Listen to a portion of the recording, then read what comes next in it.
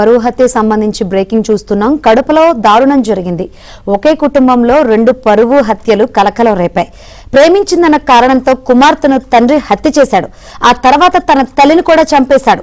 ముందుగా దండోర కాలనీలో కుమార్తెను చంపి తర్వాత సంటిగారిపల్లిలో తన తల్లిని చంపేశాడు.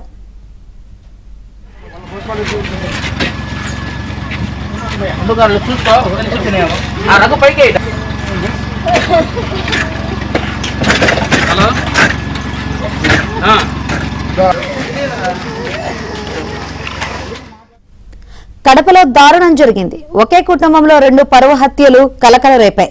ప్రేమించిందన్న కారణంతో కుమార్తెను తండ్రి హత్య చేశాడు. ఆ తర్వాత తన తల్లిని కూడా చంపేశాడు.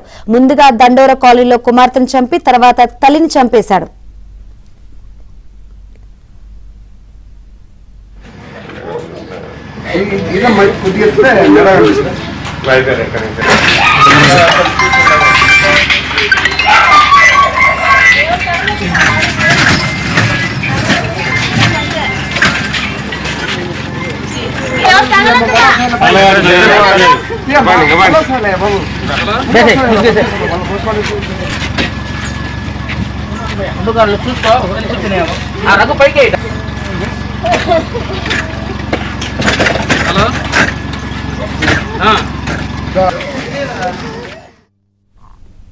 కడపలో దారుణం జరిగింది. ఒకే కుటుంబంలో 2 హత్యలు కలకలం రేపాయి.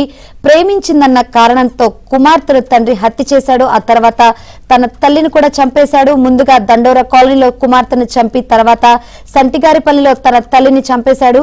ఈ దారుణ సంబంధించి మరిన్ని వివరాలు మా ప్రతినిధి శ్రీనివాస్ నుండి తెలుసుకుందాం. శ్రీనివాస్, నిందితుడిని పోలీసులు అదుపులోకి తీసుకున్నారా? ఏంటి అసలు అప్డేట్స్? శంకరి కడప నగరంలో దారుణం చోటు చేసుకుంది. ఒకే కుటుంబంలో 2 హత్యలు కలకలం రేపుతున్నాయి.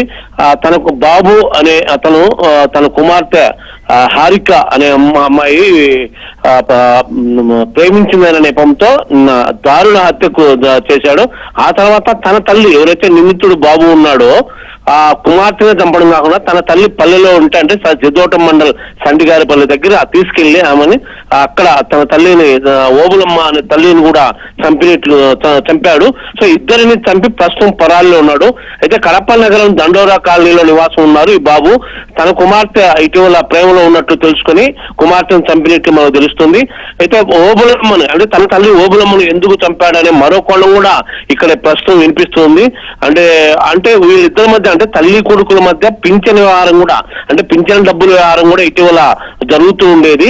కేవలం ఆ పింఛన్ డబ్బుల వ్యవహారం ఏమైనా లేకపోతే తను చెప్పినట్టు తన కుమార్తె కాపలాగా ఉండకపోవడం వల్లనేనా తన తల్లిని ఎందుకు చంపాడనే కోణంలో ఇప్పుడు ఈ 2 హత్యలకు సంబంధించి పలు రకాలుగా ఆరాధిస్తున్నారు. పోలీసులు కేసు నమోదు చేసుకుని సో ఈ ఓబులమ్మను ఎందుకు చంపాల్సి కుమార్తె ప్రేమ వ్యవహారం అయినప్పటికీ తన తల్లిని ఎందుకు చంపాల్సింది వచ్చిందనే కోణంలో కూడా విచారిస్తున్నారు. అయితే తన తల్లి పింఛన్ వ్యవహారం కూడా ఉండొచ్చు అనేది ఒక కోణంలో స్థానికంగా చర్చ జరుగుతుంది. సో మొత్తం మీద ఈ 2 హత్యలు కేవలం ప్రేమ వ్యవహారం పరువు హత్యలేనా లేక తన తల్లి వేరే పింఛన్ వ్యవహారం అనేది కూడా ఇప్పుడు పోలీసులు కేసు నమోదు చేసి ఆరాధిస్తున్నారు. రైట్ శ్రీనివాస్.